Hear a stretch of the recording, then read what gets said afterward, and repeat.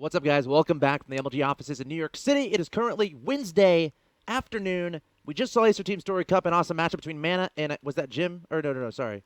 The most recent one The was most recent one that we just saw on the stream. Shigwa. What a sick game that was. If you missed it, look out for rebroadcast later today. Of course, I'm Axel Toss, joined by Axlab. This is all about the XMG Pro Invite, featuring potential balance changes by Blizzard. Specifically, the Oracles being messed with a little bit, the tank. We got some armor upgrades out of the armory, or upgrades out of the armory. Upgrades are mixed between the vehicles and the air. Yes, yep. and of course, Roach Burrow is another big one. This tournament is all about seeing how those changes work in professional type play. We started with 8 players, single elimination, best of 3s, final, best of 5. We're down to 4 players right now. Of course, the players involved are Cass, Daisy, Tilo, San, Maro, Destiny, Straylock, and Rhett. A nice balance of guys who have a lot of different strategies, a lot of creativity involved in there as well. So we got to see yesterday a lot of really cool effects of these potential changes. And today it just gets a little bit better because now we're down to the semifinals. We have 2 semifinals going on today. It is Daisy versus San and Maro versus Straylock. We're in for a treat. I think it's going to be a good day. That's right. Of course, those are both best of 3s. And, of course, right after those 2 matches will be the finals. The winner of each will play each other in best of 5. But we hear, actually, semifinal 1 has just started now. It's Daisy against San. Yep. In the best of 3 here, the winner to play the winner of Maro against Straylock. To kind of remember back, San took out TLO in a very exciting 2-1 series. That was pretty awesome there. Daisy defeated Koss. Koss, that's what it was. That was a nice best of 3. That went to all 3 games. That was a good one, too. And according to the chat, we are auto-tuning right now. So someone start recording a YouTube video because Nick is about to beatbox to take advantage of that.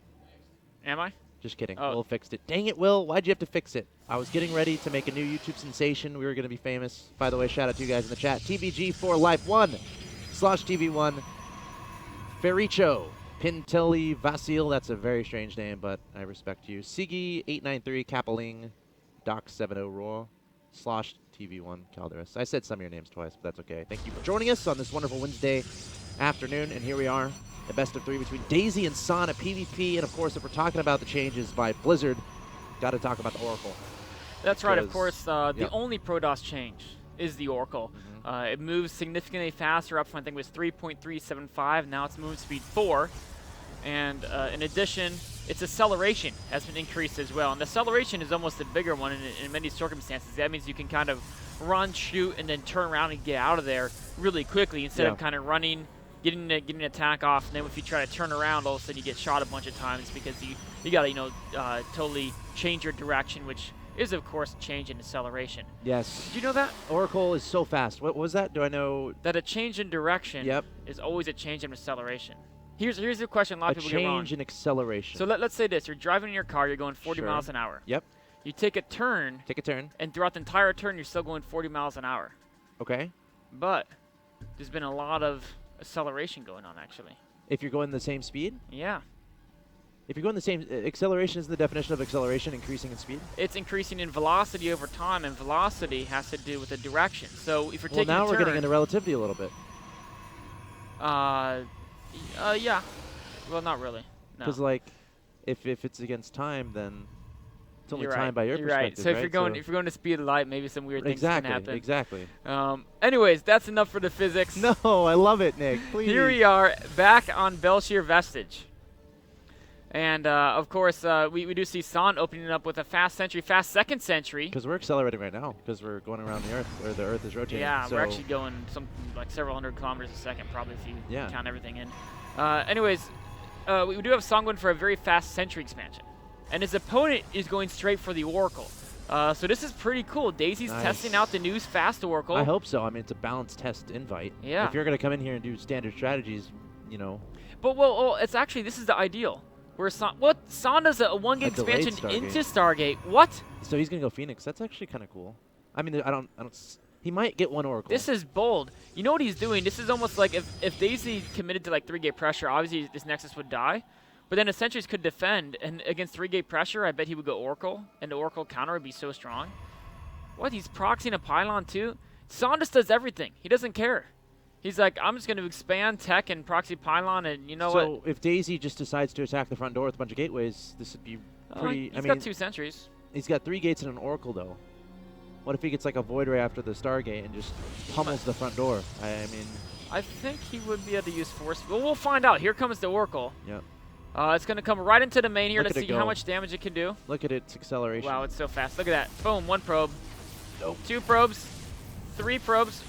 4. Oh, no, 3.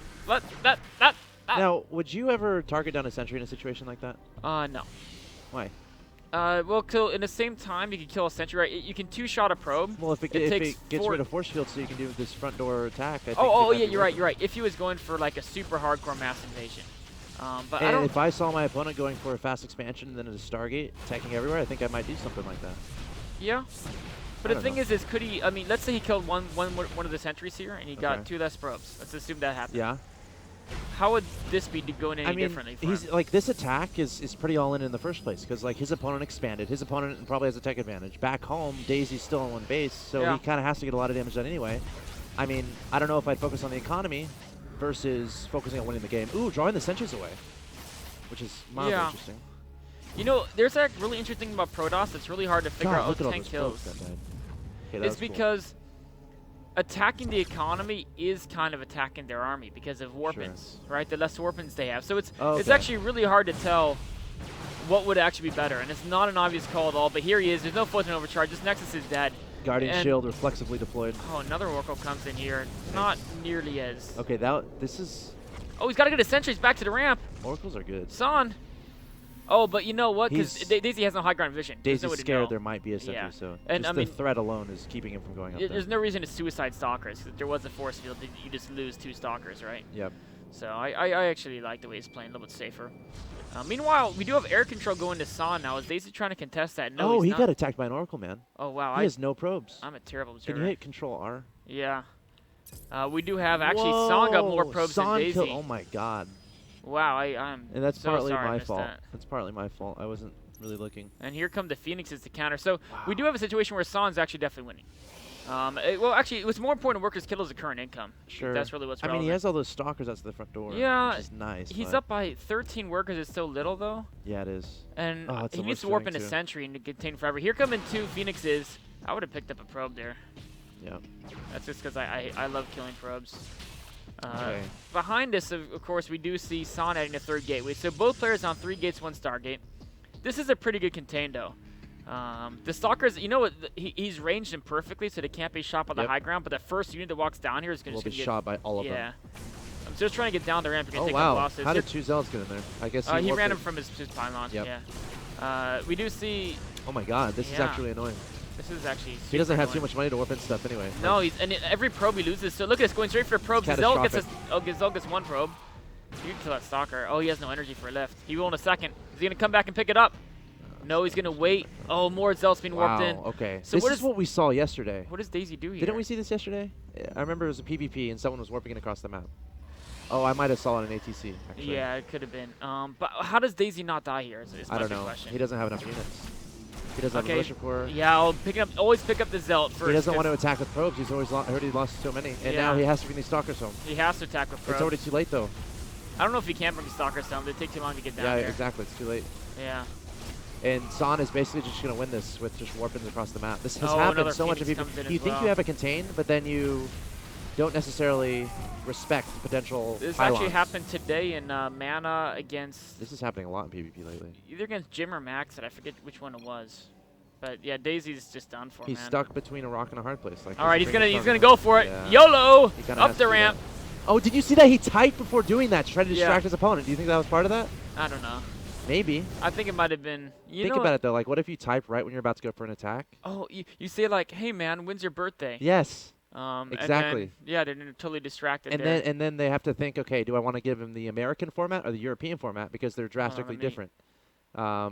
Because in Europe, you have to put the month first, or you put the day first. And then in America, you put the month first. So I think that's that's the future of distracting. To be fair, I do think that the rest of the world might have that one more sensible than we do. You think so? Why? Well, because look, day, month, year. Okay. It's getting a larger unit of time, right? Whereas we do month, day, year, which to me makes sense because I've been growing up on it. But That's what I'd be used to. Like, I always get confused. Like, I went to Canada and I had to redo it a billion times when I was filling out my customs forms. And then I felt like a terrorist because I did a lot of scratches, and I don't want to look like a bad person. I'm just trying to be honest. I'm just So people scratch things out, or? I mean, if you're making a lot of adjustments on your card, it means you're not necessarily certain. Like, maybe I'm trying to make up my birthday, they're thinking. Yeah. And then I get called back behind the closed doors. But anyway, nicely played there. Who ended up winning that? That was San. San ended up winning. Okay, so San ended up winning there. So he's up 1-0, guys. This is a best of 3. We're going to take a quick break, and we'll be back with Game 2.